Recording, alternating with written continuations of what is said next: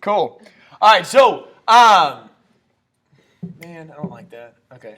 All right, whatever. All right, so first off, I know that we talked about, like, you're split into two categories. So we have the weight loss category and the muscle gain category. You don't have to decide whatever category you want to do until the end of the challenge. All right, so, I mean, you might already know what you want to do. I'm just saying, at least I don't need the information until the end of the challenge. Also, so it technically starts today, but we'll give you till Monday. And the judging is, if you don't care about winning or not, then you don't even have to take a picture. But if you want to either hold yourself accountable, which I would totally do, even if you didn't want to show your pictures, I would at least do it for yourself. But your before and after pictures, your before picture has to be taken by Monday night. And it has to be done so with a newspaper in the photo. I'm going to leave it up to you if you want like sweatpants and a hoodie on, or if you want to stand in a sports bra. I'm going to leave it up to you, whatever you feel is going to show the best before and after. But so there's no like requirement on what you can or can't wear or whatever. But you'll need a newspaper in the before picture and a newspaper in the after picture if you're submitting those photos to be eligible to win either muscle gain or the weight loss. All right. So that's that. And yeah, okay. So really what we're going to kind of go over is the idea and the objective of the whole challenge. First off, I want to make sure that we address that you're going to find out what works for you. And that's kind of the big thing along the way too.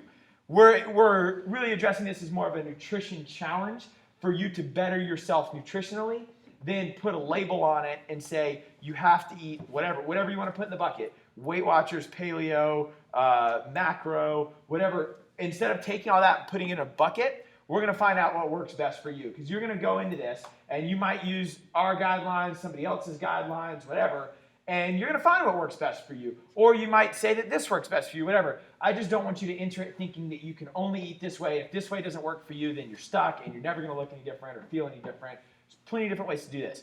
Now, so with that being said, I'm saying you can use whatever strategy you want that is best going to help you win the challenge. But we are also going to provide a strategy that we think will work best for you. And we're going to go over mostly a macro-based challenge. And over the years, I've tried to do everything with people. I've tried to put labels on things like paleo or not paleo or whatever. And I really find like loopholes in kind of everything. And meaning that like if you eat paleo people weren't trying to do Fran. So then we get people coming here with no energy because they're not eating any starch and stuff. And then they don't gain the weight they want to gain, or they can lose the weight without exercising, but when you put exercise back into it, what happens? And so everything kind of has this loophole. But one thing that's really stayed steady over the years is doing a macro-based diet, and that's nothing new. It's really, really big in bodybuilding, and they'll do things like carb cycling, or they'll like wean off and then go back on, or eat a lot of their macros. And that's really where it originated from, to get really lean and competition prep. But you're not necessarily doing that, but I'm saying that it's been around a while. It's just gotten really popular recently. And we're going to talk about how to take those macros. And I'm going to say macros a lot. What I'm saying is macronutrients. And your macronutrients are carbs, fat, and protein. The only four things that have calories are carbs, fat, protein, and alcohol. Yeah, sugar doesn't have calories. That's weird, isn't it? But carbs, fat, protein, and alcohol versus micronutrients are vitamins, minerals, like vitamins A, D, E, and K, and stuff like that. So that's what I'm saying when I say macro or macronutrients. The first biggest thing that we want to go over is that I want you to understand that you don't have to lose weight to get healthy. You need to view it as you have to get healthy to lose weight. So one of the biggest things, and that is the same thing for if you're in the muscle gain challenge. But what I'm saying is that you don't want to enter it with the expectation of, I'm going to lose weight to try to get healthy. You need to do everything that you can possibly do to make yourself as healthy as possible to lose the weight that you want to lose. And that's pretty much going to be across the board. Even if you're in the muscle gain challenge, you might say something like, I want to see my abs better. Well, what you're really saying is, I would like less fat over my abdomen so I can see it better.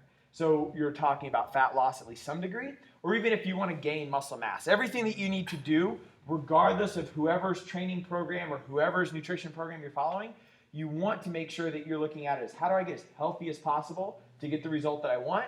Not necessarily, I need to just do hard work or whatever to lose weight and that will equal being healthy. You can be skinny and very unhealthy. And you cannot out-eat a bad diet, and we're going to address that a lot. Nutrition is going to play about 80% of you actually reaching your goal. There's millions of people that work really, really hard every single day and don't look the way they want to look or feel the way they want to feel or don't even lose a pound. There's millions of people that, and I'm not hating on Globo gyms, I'm just saying that because they're the biggest, but there's millions of people that go to Globo gyms, go 3-4 days a week, and they just feel stuck, like they're not getting any better. And it is not because they're not putting in the work. Everybody, man, everybody buys heart rate monitors, whatever they think is going to be the best thing.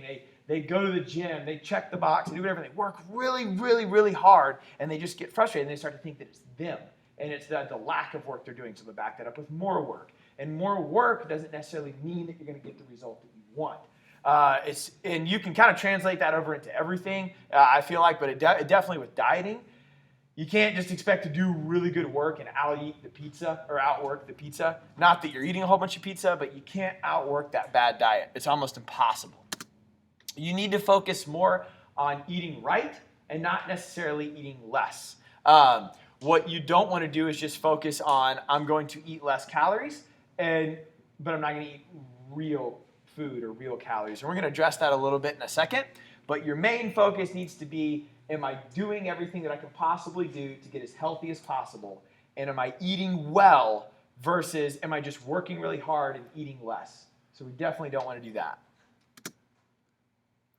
All right, so we're going to go over two main things that we're trying to accomplish. So what in the world are we trying to do? So we're trying to take this nutrition challenge. We're trying to do a concept of bettering ourselves nutritionally. All right, well, the two things, number one that we're trying to do is manage calories. And when we manage calories, we want to manage calories to meet the goal. However, what we also need to understand is energy balance. And energy balance is calories in versus calories out. We're not going to go by that, and we're going to talk about that a little bit, but at minimum, we need to understand it. So when we talk about calories, and this is going to be under the frequently asked questions later, we talk about macros, all right? So macros, carbs, fat, and protein. There are calories in them. There are 4 calories in a gram of carbohydrates, 4 calories in a gram of protein, and 9 in a gram of fat. So it would be much easier for you to manage something that was smaller, like a smaller number, like grams of carbs, fat, and protein, than a larger number of total calories. That's kind of difficult. It's also like, okay, well, where are these macros going? So I might eat, if I just manage calories, then I might say, okay, I'm eating all these calories, but I don't weigh what I want to weigh, whatever, because we don't know what they're made up of. They could be made up of anything. We're going to get into this a little bit later, but how come you can eat 500 calories of chicken and that's healthy, but you eat 500 calories of ice cream and that's unhealthy? It's still 500 calories. So if we just measure calories, we have a lot of room to mess up. And you always want to think that if it was as easy as just eat less and exercise more, I wouldn't have a job. So you definitely want to make sure that you understand that going into it, because if you could just eat less and exercise more, and if that ever crosses your mind at anywhere in the challenge, you need to just stop and take a step back and think about it. We wouldn't need a challenge. We would not need a nutrition challenge for you to lose weight. We would just have an attendance challenge. And we would say, who can come the most days and work the hardest and burn the most calories? There would be no need to ever talk about nutrition because you could just eat less and exercise more. And you would be saying that anybody that doesn't weigh what they want to weigh is just lazy and they're overeating and everything else. They're not doing the work. So, and we're going to talk about that in just a second, but let's say we understand the energy balance. So we're not going to follow this, but this is going to get brought up a lot, and you need to at least understand it to be able to talk intelligently about it or understand what the argument might be, or at minimum, don't get trapped up in yourself of managing just calories. So what is energy balance or managing calories? So you have calories in versus calories out. This is the biggest thought out there. Everybody thinks if they eat less and exercise more, they're going to lose the weight they want to lose. And because it makes sense on paper. If I burn more calories than I take in, then I will lose weight. And all right, well, let's talk about that. So what that means is you have carbs, fat, and protein. I guess you could put alcohol in there too, but I hope that's not part of your daily intake of like your macronutrients. But carbs, fat, and protein. So that's what you're going to eat in. All right. And then let's just easy math, say it's 100 calories. So this would be telling you that I have my total caloric intake, and then I have how many calories I burn. So RMR is resting metabolic rate. You can measure that through oxygen and carbon dioxide ratio, and you breathe through a mask for about 30 minutes, and it measures how much oxygen you're utilizing to fat you're burning and all this other stuff, but it tells you how many calories you burn at rest. Well, we have how many calories you burn at rest, and then physical activity, and then this is TEF, is thermic effect of food. So if I eat food, my body has to speed up to metabolize it. Like if I drink 8 ounces of cold water, my metabolism's got to speed up to keep my body at 98.6 degrees. And in essence of doing that, it burns 7 to 14 calories for every 8 ounces of cold water that you drink. Just to use that as an example. So if you eat a gram of protein, you're going to burn calories that it takes to metabolize that gram of protein. So that's what that means. So to metabolize all the food that you eat, physical activity, and resting metabolic rate. And the idea is that if these 3 things are higher than this, and I burn more than what I take in, then I will lose weight. And it sounds fantastic. But if that was true, then you would be saying that this person just decided to eat more throughout their lifetime. Which isn't necessarily true, because we can look at third world countries. We can say, okay, in a third world country, if the mom is overweight and the child is underweight, then that logic would be saying that the mom is starving her child so she can eat. The average person on WIC eats 1,800 calories a day, and the average person not on WIC eats 2,400 calories a day. And the average person on WIC, which is Women, Infants, Children, it's a government-funded program for food, the average person on WIC weighs 36 pounds more than the average person not on WIC, but they're eating 600 calories a day less. So I'm just using that as an example to say that you need to look at what your food is made up of, not just total volume. Because then we'd be saying everybody that was overweight is just a lazy glutton and a sloth, and that's not true. You would be saying that they're just eating too much, they sit around, they eat all day. 94% of people undereat. I bet everybody in this room is undereating to whatever their goals might be. I never meet with somebody that writes down their diet throughout the day, and I just go, holy crap, are you serious? Like, that's never the case. It's always, I'm out the door in the morning, I'm super busy, I might get a protein shake, I got whatever, I got my workout and this, and then, man, I'll just go all day, and then I might have a big dinner, I might not. Sometimes I just forget to eat. I don't know, I had a snack pack in a bar, and I'm like, wow, you had 7 calories, and then you wanted to do Fran. Like, no. So, if again, and I'm just conveying that whole concept, that was 100% true. Now, again, to back that up, I'm not saying that you can just eat 10,000 calories a day and it's not about calories in versus calories out. What I'm saying is that if it was 100% true, calories in versus calories out, this would be an attendance program to get you to come to class more than it would be to manage your nutrition. And you're going to run into that a lot as you venture out into this nutrition challenge. So I want to make sure that we understand that. Number 2 is hormones. So on the other side of, and you don't really have to take care of this. I'm just conveying the concept before we get into the dieting of the 40-30-30 and MyFitnessPal and all that kind of stuff. This is what we're trying to do. So we're trying to take your calories on number 1, and we're trying to manage them. Well, there has to be a caloric management, because you can't, like Michael Phelps eats 10,000 calories a day, 12,000 calories, but the dude's in the pool for 8 hours. If you're not going to do that, you can't eat 8,000 or 10,000 calories. So there has to be that calorie management. Then we have to take that calorie management and break it up and make sure that we're eating the right amounts of carbs, fat, and protein. But on the other spectrum, we're trying to manage your hormones, all right? So what are these things? We're going to break it down super simple. All they are is message carriers, all right? So your hormones tell your body to do something. That's all you need to do, or all you need to know. And they tell your body to do something by a response that they get. So if somebody gives you $100 and you get happy, it was the response that you got from getting the $100 that makes you happy. Okay, well, let's talk about food. So again, if I eat 500 calories of chicken and I eat 500 calories of cake, why is one supposed to make me skinny and one's supposed to make me fat? All right, so something is happening inside those units of energy to tell your hormones to do something. One's going to make you skinny, one's going to make you fat. That's all you got to think about, all right? So the foods that we eat that we're going to get into are going to be geared towards managing your hormones to make sure that we're not doing anything to stimulate weight gain, and we're doing everything to stimulate muscle gain. They also communicate with your organs, and they kind of give all this response to everything.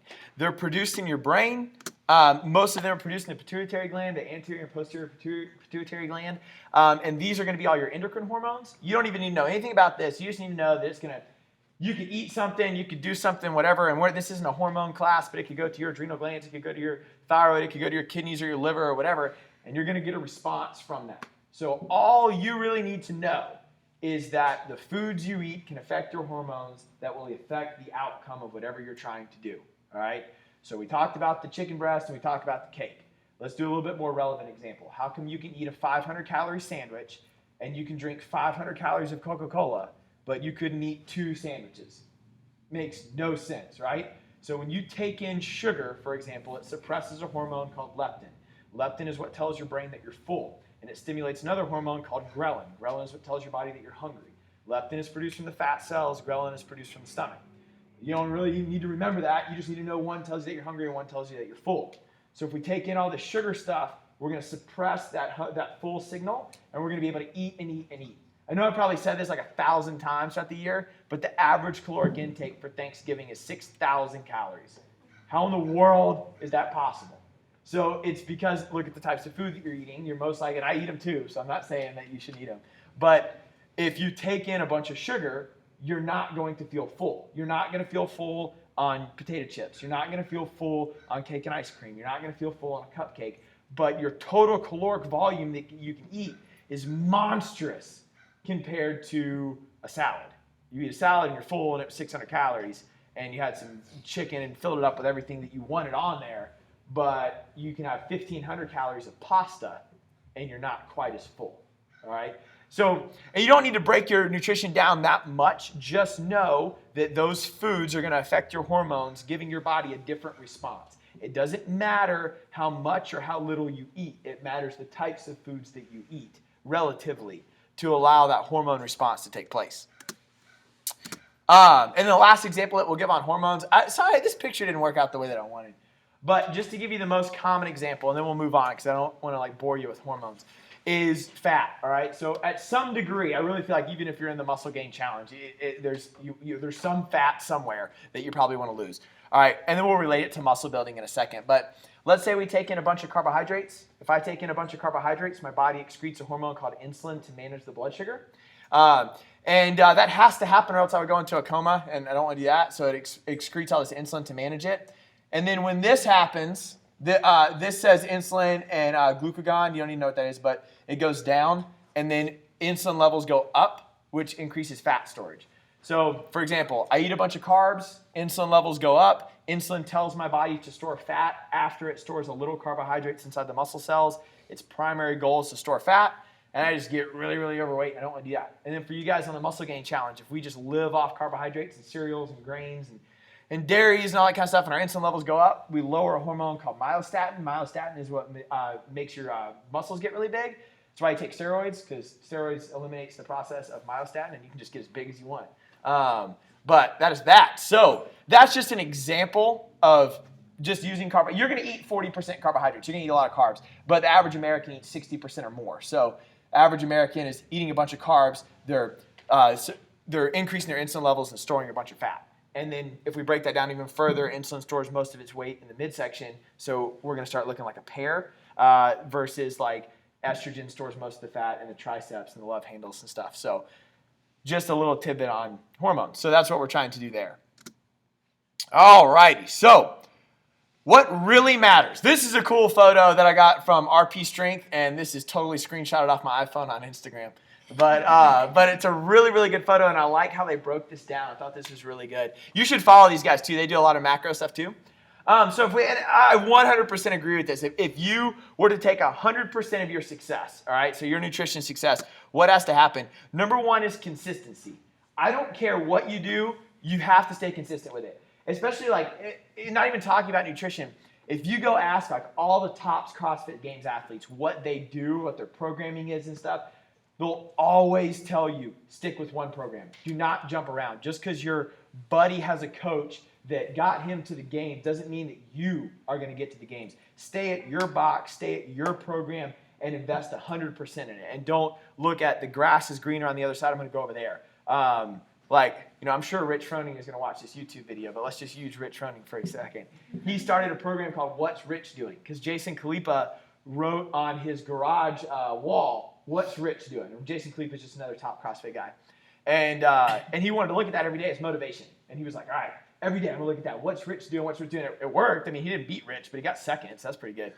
Well, now Rich Froning has a training program that you can pay like $100 a month, and you can do exactly the workouts that Rich Froning is doing. And you can get on his Wodify account. You can log all your workout stuff. That's great. He's a 4-time undefeated CrossFit Games champion that works out 6 times a day, and that's all he does.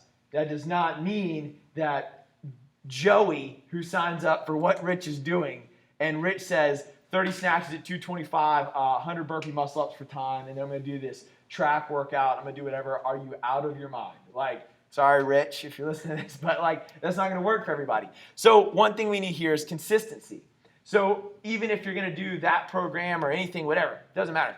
You got to stay consistent with it. So meaning that you could do this, you could do everything we're going to go over today, and you could go, boom, got it, I'm going to follow it 100%. You could say, you know what, I enjoy what you have to say, but I have somebody else that's doing my nutrition or whatever. I'm just making up stuff. Cool, stick with it. Consistency is going to make up the biggest piece here. So you have to stay consistent, and that's from 0 to 100%. All of this stuff is going to flop if you don't stay consistent. So don't look at the grass as greener. If somebody in the challenge, like we're going to talk about how to become like buddies with somebody, if your buddy loses 5 pounds and you didn't lose any that week, it just might not be your week. It's okay. It's like when you come in and you try to PR your snatch and it just doesn't happen. It is just a Tuesday, all right? It's fine. And just stay consistent with it. That's the biggest thing because you're not going to get anywhere jumping from program to program. All right, so number 2, the second biggest thing, this big old blue line here, so about half your results are going to come from calorie and macronutrient management. So managing your carbs, fat, and protein. So really what that's saying is when we talk about MyFitnessPal in a second and using that as a tool, making sure we hit those 40, 30, 30 markers is going to make up 40 or 50% rather than just eating the total caloric volume. Like, I'll just use myself as an example. I eat 3,000 calories a day. Well, it would matter more for me to do 40, 30, 30. So 50% of my results would come from eating 40, 30, 30 rather than I'm just going to eat 3,000 calories a day. It doesn't matter what they come from.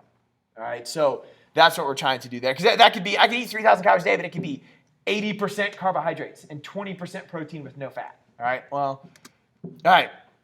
Number 3 is nutrient timing. So we're going to talk about this a little bit too. Really, when we get into this, I really just want you eating like 4 to 5 times a day. I'm not going to break it down into like eating every 3 hours. I don't really think that matters a whole lot. I've never seen anybody mess up with eating, if they don't eat every 3 hours, that it just ruins their diet. Most studies have shown that if you push somebody to eat every 2 hours, that it increases the chances of insulin resistance because they're going more towards carbohydrate foods, which shouldn't be a problem for you. But really, we want to eat 4 or 5 times a day. If I try to make you eat 6, it's probably not going to be able to manage it. Most likely, you're probably going to be able to eat 4 times a day. And then number 4 here, we're going to talk about supplements at the end, but I do want to point out that it's about 5%, meaning that supplements assist. So supplements get you the stuff that you don't have time for or you don't have resources for. They're not the main priority. You can go spend $500 on testosterone boosters and a bunch of protein and creatine and stuff. And I take fish oils, vitamin D, protein. I take the Progenics build. I'm not sitting up here saying I don't take a single thing, but the vast majority needs to be from real food and real things, not supplementing your actual nutrition. Or like, I promise you can take all the testosterone you want to take, but if you're not squatting, you're not going to look any different. So it supports the work that you're doing and aids in it. Like drinking a protein shake doesn't make you fitter or more slim. What it does is refuels you from that workout that you just destroyed yourself with to allow your body to come back and do its work the next day. Again, going back to the beginning, trying to be more healthy, not the other way around. We're doing everything we can to be more healthy. So, the challenge in a nutshell, all right? So really what we're going to do is taking all those concepts and taking all that stuff, putting it into play, is we're going to spend 12 weeks with a daily goal of 40, 30, 30. So we're going to take everything and go into a macronutrient breakdown of 40% carbs, 30% fat, and 30% protein. So that's really what we're shooting after, all right? That whether you're wanting to lose weight or gain weight doesn't matter if it's a 40, 30, 30 because your total volume is going to be a little different.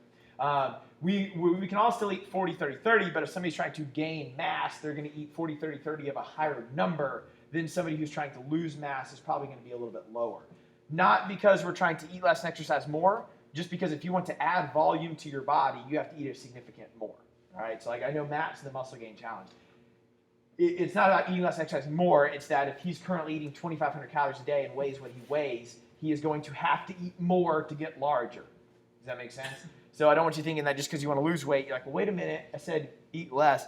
I'm saying relatively. So 40, 30, 30, that's the big thing that we're focusing on. That is going to be our big driver the whole way through is, are we eating 40% carbs, 30% fat, and 30% protein? And then we have to look at it and say, okay, from what? What are we going to get these foods from? And we want to make sure we're getting them from really good foods. So one person had asked me, they were like, are you going to be talking a whole lot about like paleo stuff? Because, paleo is really big in CrossFit. It's just blowing up like crazy. I'm not against it. Like I said, it's just that paleo people weren't trying to snatch their body weight or join the body weight club or run a sub 6-minute mile. They were just trying to survive. And so if you didn't work out and you just wanted to get really thin, you could probably do a paleo diet and get really thin and weigh what you wanted to weigh. And overall, you'd probably be pretty healthy on the inside.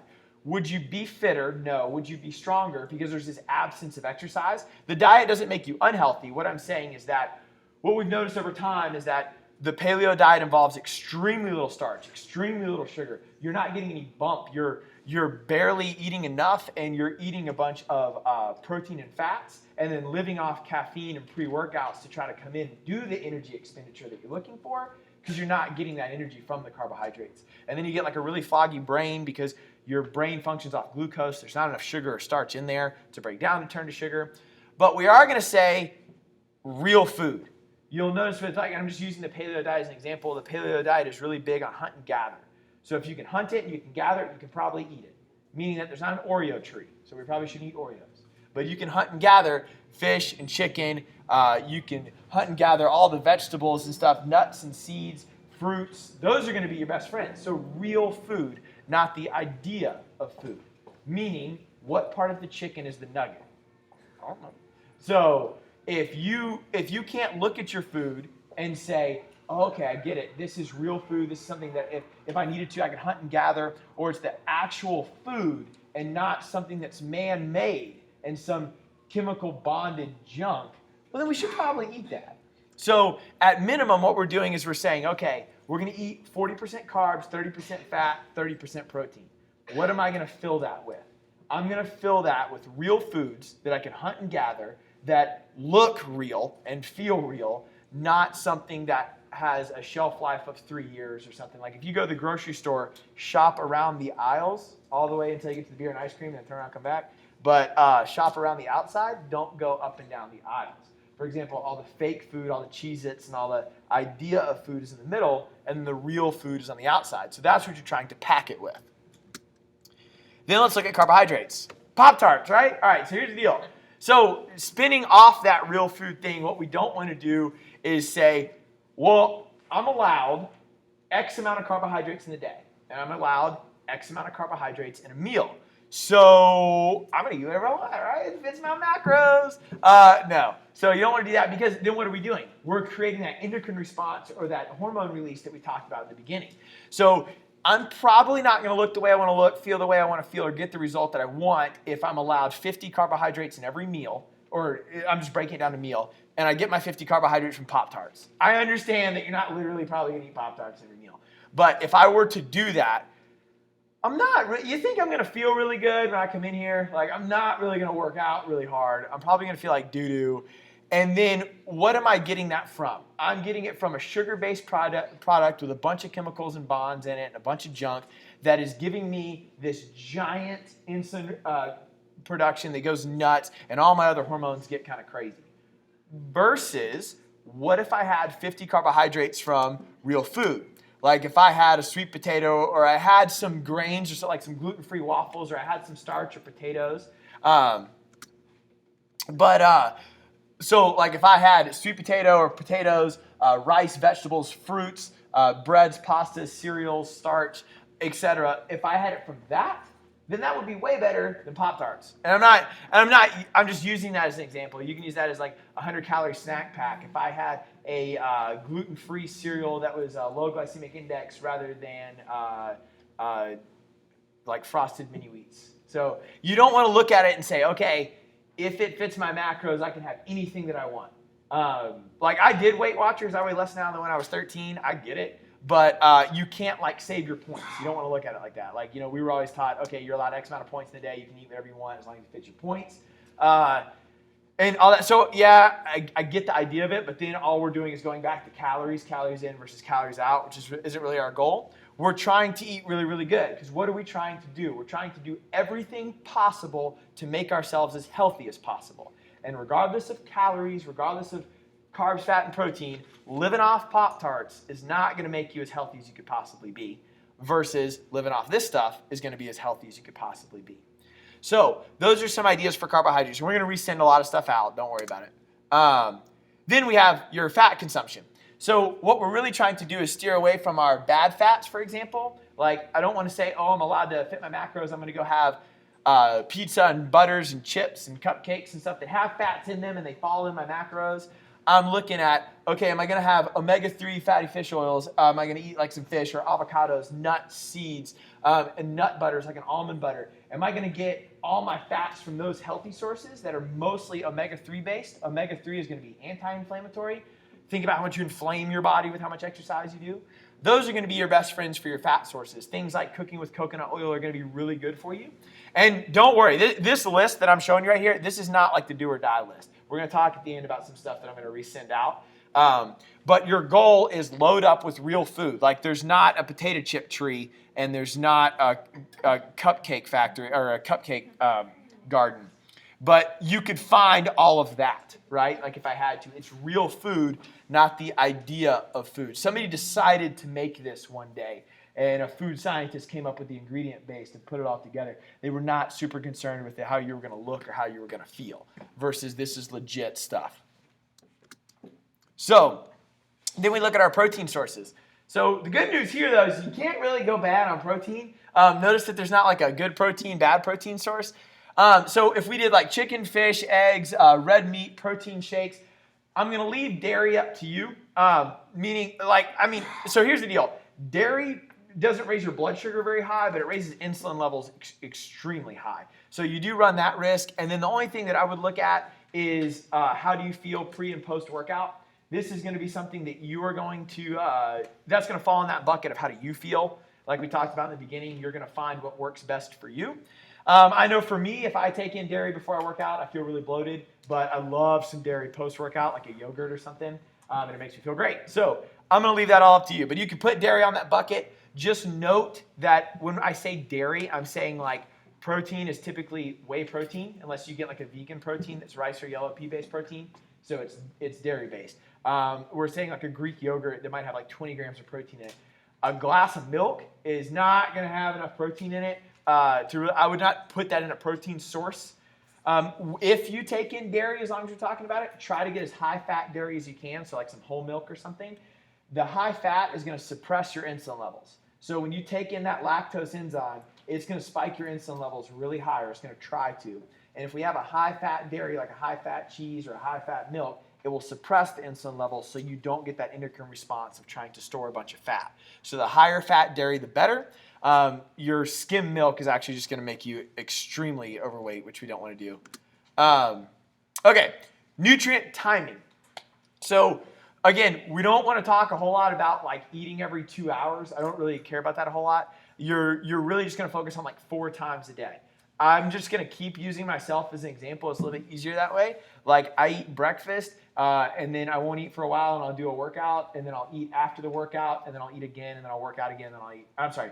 I eat, work out, I eat again, then I work out, and then I have my post-workout meal, and then dinner. So I eat 4 times a day, and that works way better than me for 5 times. It works way better than 5 times a day. I just can't manage 5 times a day. So priority 1 is we're shooting for 4 to 5 meals a day. So that needs to be the biggest thing. If we go to 3 meals a day, it gets kind of tricky because you still have to eat a whole amount of calories, right? Like, you need a caloric volume. Your car needs so much gas. And it's harder to fill that up in 3 meals. And you definitely don't want to run behind. You don't want to get so behind yourself that at the end of the day you go, oh no, I have to eat 200 grams of carbs and 100 grams of protein. You're like, how am I going to get this in? Because what you don't want to do is undereat. Like we talked about in the beginning, 94% of people undereat. Well, 80% of people that join the gym don't reach the goal that they want to reach, and they cancel really quick. You need to be focusing on supplying your body with the nutrients that it needs consistently, so 4 to 5 times a day. And you're going to notice that your nutrient intake or your meal intake is going to be about the same every time. All right, so pre-workout, I just put NA because I'm going to leave that up to you. You don't want to eat before the workout, don't eat. It doesn't matter. As long as you're not hungry and as long as there's not an energy drop, you are fine. It doesn't matter what dieting program you're doing. You might feel good eating an extra large pizza and then coming and doing Fran. Great. Or you might say, okay, I can't eat for like 2 hours before I work out. Totally fine. Using myself as an example again, like when we work out on Saturday mornings at 8:30, I might have a protein shake. I do not like eating in the morning before I work out, but my first workout is around 11, and I'll eat at like 5:30 or so in the morning, and then I won't eat till after that first workout because I like it almost off my stomach. I want like 3-4 hours in between meals and working out. So I'm going to leave that up to you. It's based on how you feel. If your energy drops, then we know something's wrong. If our performance in the workouts are dropping, we need to change something. That's always going to be your indicator. Then, all right, so post-workout. At minimum, what we're trying to do is we're trying to get something to digest really, really quick. A lot of you guys take the recovery protein because it's an isolate protein. It breaks down really quick. So we're looking for a protein that breaks down super fast versus a chicken breast is going to take like 2 hours to break down. We got like a 45-minute window after the workout. Your body just got the crap kicked out of it, and its cells are super open, and it's going to try to absorb everything as quickly as possible. Then you want a starch. So you want something. You just burned so much sugar. We've talked about this a lot, but during your workouts, you're not burning a whole lot of sugar. I'm sorry, burning a whole lot of fat. You're not burning any fat, really. You're raising your fat metabolism to burn for 36 to 72 hours after the workout. You're mostly burning sugar during the workout. So you're burning all this free-floating sugar in your body, and you have to replenish that. Meaning that after a workout, that's like the best time to go take in like some grains or a sandwich or something that's starchy or a sweet potato that'll spike your blood sugar back up because you just burned all the sugar. It's going to fill your muscles full. Your muscle bellies will be popping. And so you want starch, you want fast digesting protein within 45 minutes. So those are your two big goals, all right? You don't want something super complex. You want something pretty simple, and you want a protein that digests really, really quickly. So then let's talk about MyFitnessPal. So we got all these objectives. How are we going to use it? All right. So I don't know whose this is. I got this off Google, but all right. So you want to track your macros daily. That's going to be the biggest thing. Now, I'm having some trouble with the Facebook group, or not the Facebook group, the MyFitnessPal group of putting us on a group, but we're already all on a Facebook group, so we should be good with that, and we're on an email group, and you can add everybody as friends. So what I'm going to do is just go on and add you guys all as friends, and it kind of works like a Facebook deal. So at minimum, you can see everything, all right? Every 5 days that you check in consistently, it's going to tell all of your friends that you checked in for 5 days, 10 days, 15 days, 20 days, and that you logged in a row on your days. Then if you haven't checked in a while, it's also going to tell all your friends that you haven't been there in a while and that, oh, so-and-so hasn't been here in 3-4 days, whatever. You need to probably reach out to them. Like, seriously, I love it. That's the message that it sends. And then it'll also tell you if you didn't meet your caloric volume. So it knows the numbers that you have to hit because you've already put that in there. And then it'll say, Tim tracked today, but he was 500 calories short. That's a big deal. He was 500 calories short. So that gives a lot of mutual accountability to all your friends and the rest of your group. Every day you want to be tracking this stuff. It is not that hard. It's going to be hard to learn it, just like anything else. I mean, I'm sure you've tried to learn a lot of stuff in your life, and in the beginning, it's probably a little bit more challenging until you got it down. But a couple days, I mean, you're good. You pull that thing up, and it'll remember all of the foods that you've eaten. Its library is huge. If you don't know what the food is, you can click on a little scanner button and scan the food. Boom, done. You can save like your meals. If you eat the same breakfast all the time, just click same breakfast, and it'll pop up. It's beautiful. Super easy. You want to make your diet public, so we can go in there and see it. I mean, if you got a problem with it, I guess you can keep it like secret, but it's mutual accountability. We want to make sure that we're not saying, oh man, Mitchell did great. He ate a 40-30-30 diet, but he had like cupcakes, so why is this all private? And he doesn't look any different. But so you want to make sure that your diet is public because we want to see, not because we're going to call you out on it, like come down on you, but even if nobody said anything to you, you would be more intrinsically motivated to eat better because you knew that people could see it if they wanted to. All right, so add everyone as your friend. So I'm going to go on and add everybody. You'll want to add everybody too.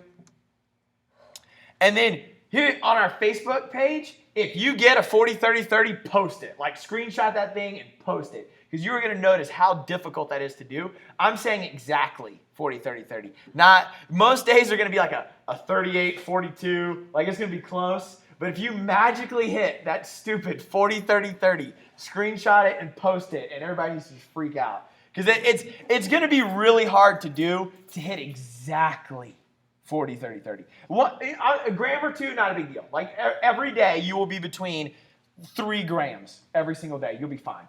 But if you just try to make it perfect, you're like the first day you do it, you might be like 43, 28, whatever. That's pretty close. I mean, like we're talking like that's a 12 calorie difference, an 8 calorie difference, not a big deal. But if you can magically hit that 40, 30, 30, it's just more power to you. But we need something to drive everybody. We need something for you to shoot for. We need that mutual accountability. We need to know that if somebody looked at your diet, they could see everything that you're eating. And that we're really trying to push for that 40, 30, 30. And that we're chasing after that. This is the graph that it's going to show you. And it's going to show you fat, carbohydrates, and protein. And then it's going to have your percentage markers there. And you can change the view that you want. You can turn your phone sideways. It'll show you a bunch of different views. But that's really what you need to be going after. You need to be going, okay, I'm going to eat 40, 30, 30. And then I'm going to keep it in this view, and I'm going to try to eat real foods every time that I eat, and I'm not going to eat the idea of food. So my 40, 30, 30 is going to be loaded with super healthy food all the time. At minimum, like we talked about, you have to stick to the 40, 30, 30 of your total caloric volume. So meaning that nutrient timing doesn't matter as much as getting it in. You don't want to fall short. That is a big deal. Meaning that if you are out and about and you have to absolutely eat out somewhere, do as best as you can to try to fit into those numbers. And at the end of the day, you want it to result to 40, 30, 30. That's the goal. Frequently asked questions with MyFitnessPal. The premium version, a lot of people have asked about that. I don't use it, but you can upgrade to it if you want. I have no idea how much it costs or anything. I don't know if it's monthly. $9.99. And it's a month? A month. You could do it annual. Okay. Is it $10 a year? No, a month. Okay. So it's $10 a month. And then if you want a little bit more help with tracking specifically your carbs, fat, and protein, it allows a lot more options for you to do that. So there's no doubt more options, but it will allow you to kind of break down your carbs, fat, and protein a little bit more, and it'll allow you to manage them systematically if this doesn't work for you. All right, so then FAQs about macros. So why so much food? A lot of people will get on a macro-based diet, and I've already gotten the question a lot, like, holy crap, how come I have to eat so much food? Because 94% of people are under eating. It's not a whole lot of food. It just seems like a whole lot of food because you were eating so little before. And you might have felt like you were eating a lot, but you probably weren't eating a lot. All right, so why aren't we counting calories? Because of what we talked about in the beginning, that there are calories in carbs, fat, and protein. So technically we're just counting smaller numbers and breaking them up into 40, 30, 30, rather than having you manage calories. Because calories can just go in and out. They don't really mean a whole lot. We want to look at the vessels that they are, and we want to make sure that we're eating a 40, 30, 30. All right. All right, so why is the carbohydrate volume so high? And so it's 40% carbs. 40% carbs is not that high. Average American is eating 60 to 65% carbohydrates. We're saying 40% carbohydrates. If you were to go to like Jim Laval is a big nutrition guy. He's actually a pharmacist that wrote the Cracking the Metabolic Code, super good book. Been to a bunch of his seminars and stuff. He has like a dietetic center where you can go and live, and like if you're morbidly obese, and they'll bring you down to like 25% carbs. So even the most extreme example, clinically supervised and all that stuff, 25% carbohydrates. So you're not eating a very high volume of carbohydrates. All right. Do I need to be more concerned with the calories or macros on MyFitnessPal? So whoever said that, that's right. So Okay, no, that's right. So MyFitnessPal is going to steer a little bit more towards calories in versus calories out. That's not really what we're trying to do. We're trying to steer more towards carbs, fat, and protein. And it will give you a lot more options for the carbs, fat, and protein. But It is going to tell you, you're going to notice it's going to steer you a little bit more towards calories, and it'll tell you like at the top, like you ate this much, you have this much left, eat this many calories, whatever. You got to fill your gas tank. That's for sure. You have to eat the total amount of calories you need in a day. You do not want to go under. If you go under your calories every single day, your brain understands what you're trying to do. Your brain's going, yeah, dude, I'm going to lose weight. I'm going to do whatever. I'm going to get aggressive with it. Your body is like, I have no idea what you're trying to do. All I know is I'm starving. You're not feeding me. And I don't know what you're doing at 9 a.m. or 4:30 in the afternoon, but it's kicking my butt. And I don't have any energy to replenish from that. Your body operates differently than your brain. You're making conscious decisions. Your brain knows you're here. Your body has no idea. So you can't just starve it and expect to get a result that you decided in your brain that you should get. It's just kind of like when we squat and you want to get a 20-pound PR and your brain's going, I'm going to get it. I'm going to get it. And your body says no. Well, that was some number that you made up in your head that you thought you should do. And your body was like, no, I'm not ready yet. So same thing here. We can't focus just on the calories. We have to focus on the carbs, fat, and protein. So that's your biggest goal to be focused on, not just total calories. Okay, so then the last one is why 30% fat? A lot of people ask that. That's not a high number of fat. Every cell in your body requires fat to work. Every nerve in your body is coated with a myelin sheath that's made of fat. Your brain is 70% fat. 30% fat is enough for your body to survive. Your fat metabolism is huge, and your body is only going to burn what you feed it. If you don't feed it any fat, it is not going to burn any fat. If you feed it 60% carbs, it's going to burn a whole bunch of carbs for energy. And I don't know anybody that came in the gym saying, I want to lose 10 pounds of carbs. They said they want to lose 10 pounds of fat.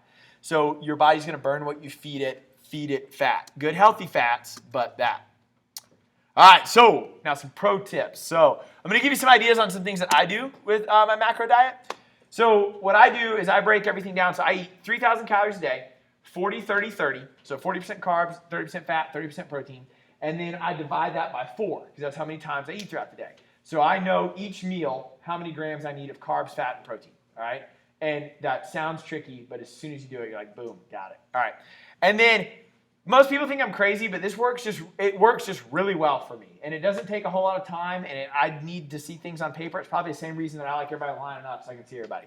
But so I have a piece of paper, and I just take like a scrap sheet of paper or like I think it's like an empty piece of paper from the printer, and I just write each meal, like carbs, fat, and protein. So it's like 75 grams of carbs, 35 grams of fat, and like 56 grams of protein. And then I just write that, 75, 35, 56, whatever, and then everything that I eat, I just subtract it on there. So I have like this sheet of paper that has hieroglyphics writing all over it. And every time I'm going to go eat, I just write that, and then I just subtract it. Boom. Like if I'm going to have a bagel or whatever, I bring out the bagel, subtract, got it. And I know that sounds kind of complicated, but I've got it down. It takes me 2 seconds, and it works better for me to do that because it's the same volume each meal than plugging it into MyFitnessPal.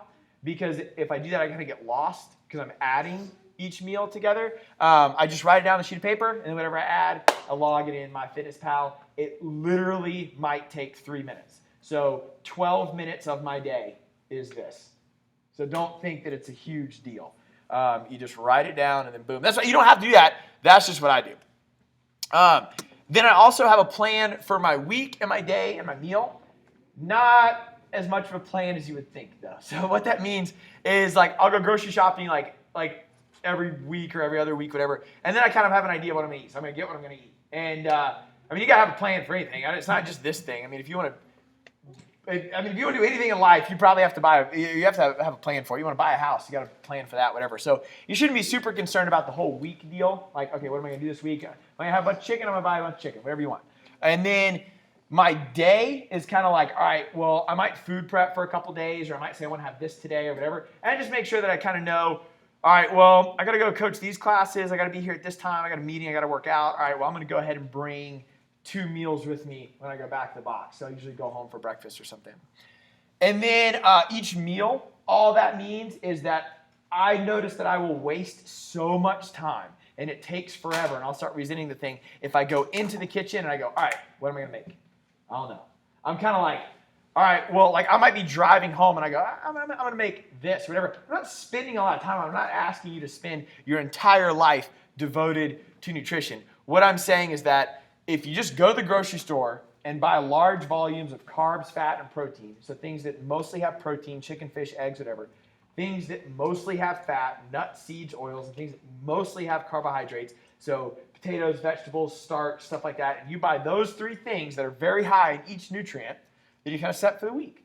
Then you figure out what you're going to do that day. Well, I probably should de-thaw this chicken or whatever because I'm going to have chicken for the next 2 days for most of my protein. And then each meal, just don't set yourself up for failure by getting in the kitchen and going, I don't know. I'll deal with this later. Let me just grab this or whatever, and then you go. Just kind of know before you go in there, I would like a blank and go figure it out. Adding variety is a big deal. So like, I kind of, my nutrition, I kind of base it on like a weekly thing, like what do I want to do like this week, and then the next week I might mix it up. I am not the Food Network over here. Like I cannot cook a whole lot, but what I do cook is really good. And I can only cook like 10 things, all right? So, but then I try to like learn different stuff. Like I learned how to make these super cool like sweet potatoes that are like cut up with all these different like spices on it. I can't even explain. I don't even know what I made. It was good. But, and I'm telling you this to be open about that I am not a great cook and I can still eat macros and you don't have to be, I mean, it's simple. But at minimum, just changing things up so you don't feel like you're eating the same thing all the time, because what you don't want to do is resent the diet, because then you're going to get frustrated with it. You're not going to want to do it. So you can't resent the diet. And then at minimum, you got to find what works for you. So that's another big deal. As you go through this, you have to figure out what works well for you, what gives you energy, what suppresses your energy, what makes you feel good, what makes you feel bad, what made you lose weight 1 week, or what made your inches go down, and what didn't. And maybe some of these things need to change. So those are the big things to look out for. Your meal prep, you just need to designate time to it. If you don't want to meal prep, then don't meal prep. Just note that you're going to have to do a little bit more planning on the spot.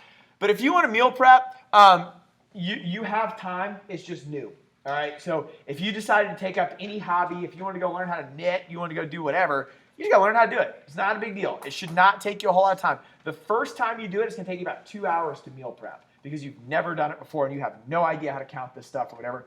So set aside some time for your first time, and then it's much easier after that. What does meal prepping mean? It just means, like, most people meal prep on like a Sunday and Wednesday, or some people can do Sunday for the whole week, and you just kind of make all your food for the week. So you just put like 10 chicken breasts in the oven, and then you just let them cook, and then you just eat them throughout the week. So that's all that means. Some people like doing that. Some people don't like doing that. Maybe you feel better because it's already there. You don't have to worry about it.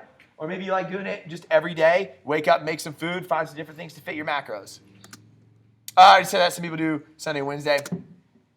Having a plan before you go to the grocery store. Make a list and stick to the list. Don't get in there and get excited about what you're going to eat and then just get lost in the grocery store, because you don't want to get home with a bunch of stuff that you don't eat, or that you wish you had this, or that you emotionally thought was going to be a great idea in the grocery store, and then got home and said, this is the nastiest thing I've ever had in my life, and I don't want to do this, and this diet's horrible.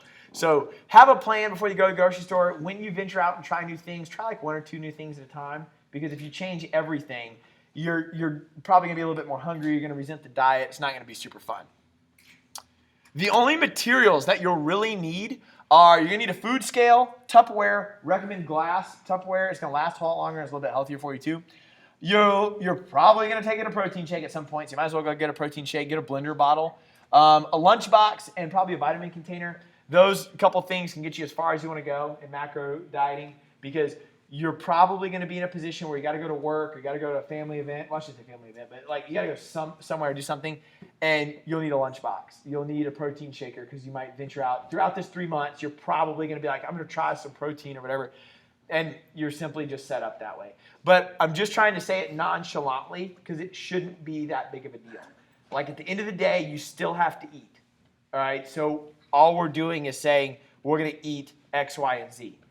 Even though we're saying eat 4 to 5 times a day, I seriously doubt that you're not eating 3 to 4 times a day right now. Whether those are small little like snacks or regular meals, and now we're just going to change it to every meal is the same size, which is what it should be. Every meal should be the same size.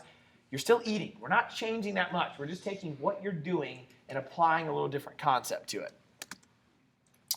All right, so what about my exercise? Boom, super simple. It shouldn't affect anything. It should actually make you stronger. So you should just get leaner and stronger. You don't got to worry about, well, I'm exercising more, I'm doing whatever. Your body's going to need like 2 weeks to adapt to anything, really. So start eating your 40-30-30 based on the website that we gave you and all that. And if 2 weeks go by and we can look back at your MyFitnessPal and you've been tracking this stuff really well and the foods you are eating have been good and you're still experiencing no change, that's where we need to talk. but you're going to be fine. Come in here and kill it, and you'll probably get leaner, and hopefully you look like Miranda.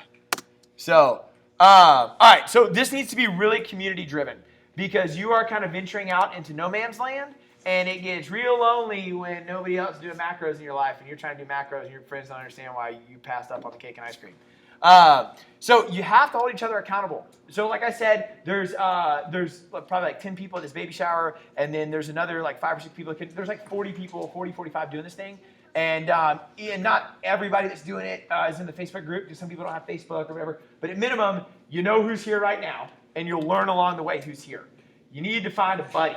And if you're married, great, but also find a buddy with somebody else too. But what you want to do is you want to find somebody that you can hold yourself accountable to. Not to like come check in on you and beat you down, but support you. Because if you don't have an accountability buddy, it's not like nobody else is going to understand. It's kind of like when you tell somebody that you did Fran today, and they're like, "Who's Fran?" And you're like, "Oh, well, you don't understand." All right, so find a partner and stick with them. And so the Facebook group needs to be really driven by you guys. Like, I can only post so much and all that. I understand our members group is different, but this is like a 12-week challenge of everybody gearing towards bettering themselves. And especially when you get those super cool shirts on the tent and all that, everybody's going to know who's in it. You guys need to be wanting to, I mean, you find something cool, put a cool recipe in there. You got a cool photo of a meal you just made, put that in there. List the macros or whatever, and boom, done. I mean, that needs to be really community driven. And pick 1 to 3 people that in here that are in the challenge to share your goals with. That's going to be a big deal. I would not recommend telling everybody because it can, with any goal, if you tell everybody, the idea gets so publicized that it dilutes the drive to do better. We'll see that all the time. Like somebody might say they're going to train for a marathon. So they go around and tell everybody they're going to train for a marathon. And then they never did that marathon because they got so excited because they told everybody, they're like, "Oh, I'm going to do it." Versus, I'm going to pick a couple people and I'm going to tell them like, okay, obviously you have some sort of weight loss or muscle gain goal because you're in the challenge. I get that. But specifically, there might be like 2 or 3 people that you really want to confide in that you can tell them to hold you accountable. But that will keep you motivated and driving because it's just a small group versus if I stood up here and told everybody, hey, I want to do blank, blank, blank, it gets kind of diluted because there's so many people. It's not very intimate. So you need like 2 or 3. And then what to expect moving forward. You're going to get weekly emails. So every week we'll send you an email of some kind of new stuff as far as macros, nutrition, all that. And then I'm going to send you a PDF of a bunch of sources of carbs, fat, protein, macro stuff, example meal plans that you can go back through. I didn't want to dump all that information on you today, but that you'll go back through and it'll kind of help set you up for success that way. All right, so we talked a lot about supplements. All you really need to think about is that you need a fast digesting protein when you're done with the workout and starchy carbohydrates. That's for sure needs to happen.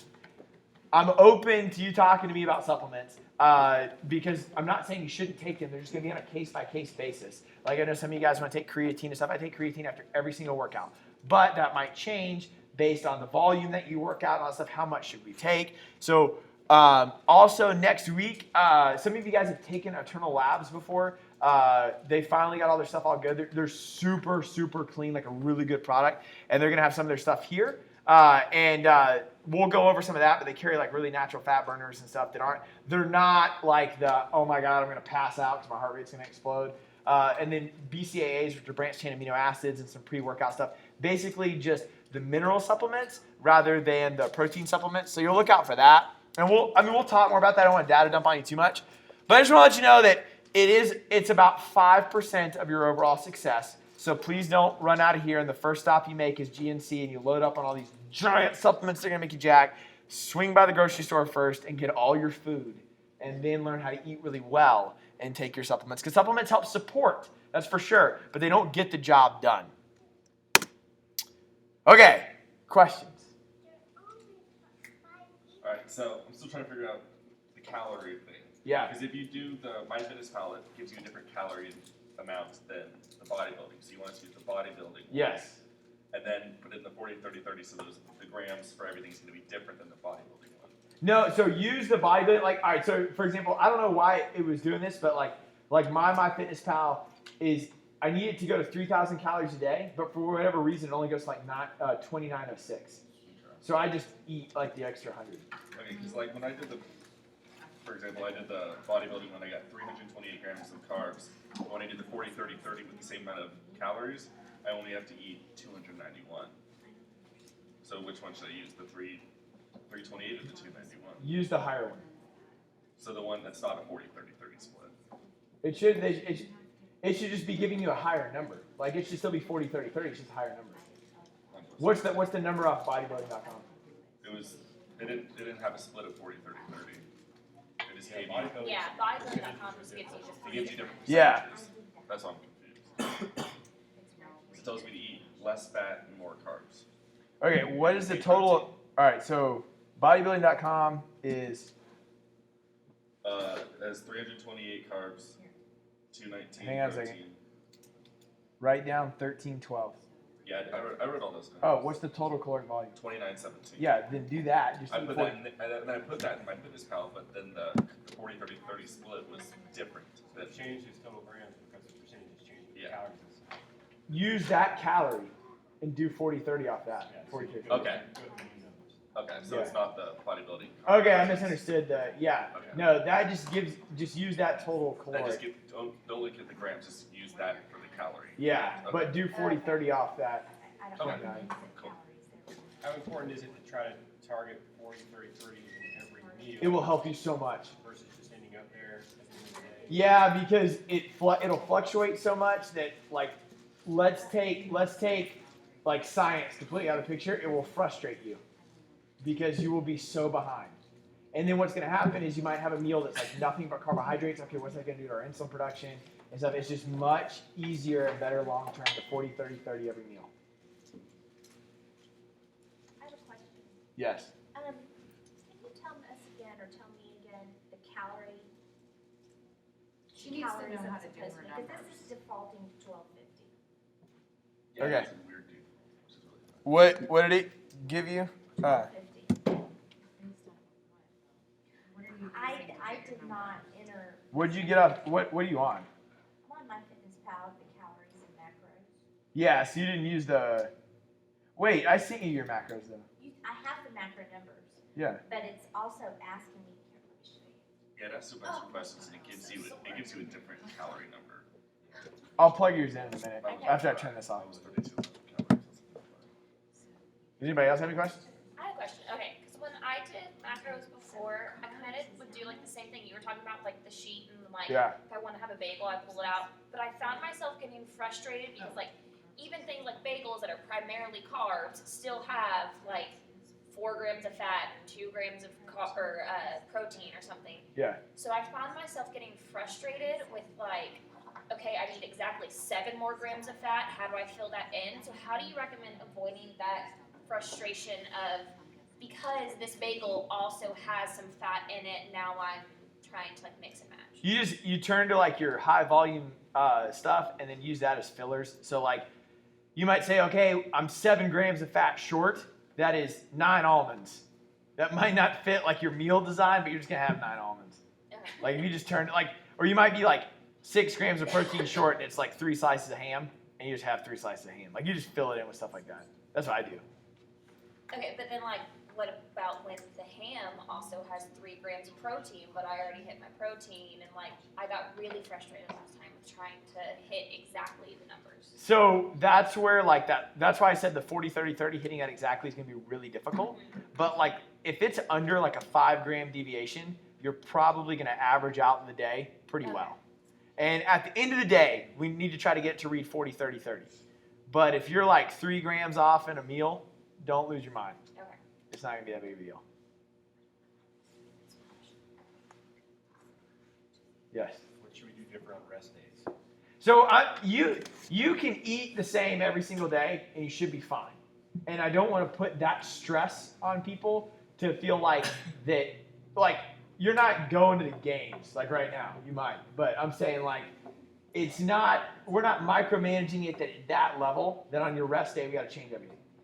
At minimum, a lot of people use that as a refuel day where they fuel up any depleted muscle cells.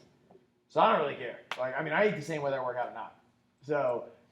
But you can lower it if you wanted to.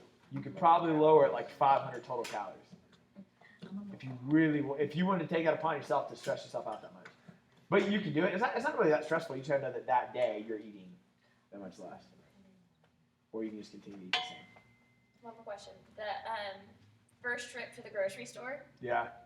recommendations for like, because like I understand like once you have things like you can look up what the nutritional macros are and like plug that in, but like for the first trip where we're kind of just trying to figure it out.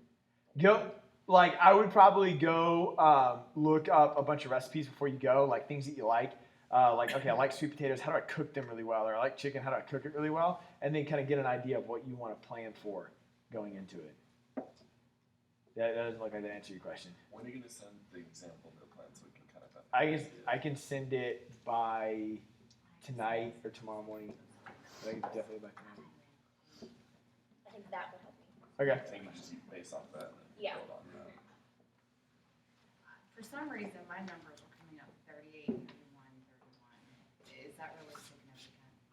It's, I yeah. mean, I'm not gonna hit 40, 30, 30. No, 38, 31, 31. That's pretty close. Just, I mean, it's I'll only 2 never get grams. to screenshot my thing. You could. My It's body's manipulated. yeah. Yeah, okay. So I'm not gonna worry about changing my numbers. Not too much, but you can still, that graph that was on there, it doesn't matter what your goals are, that graph will reflect what you ate. So I can just kind of like manipulate it along the way. You can if you need to, yeah. To It's get like, 40, 30, yep. Because that graph will tell you 40, 30, 30, even if your goals are whatever. off. Yeah. Or whatever, yeah, okay.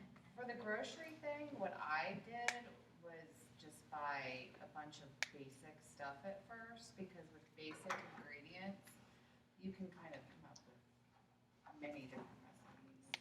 So, like sweet potatoes, chicken, lentils.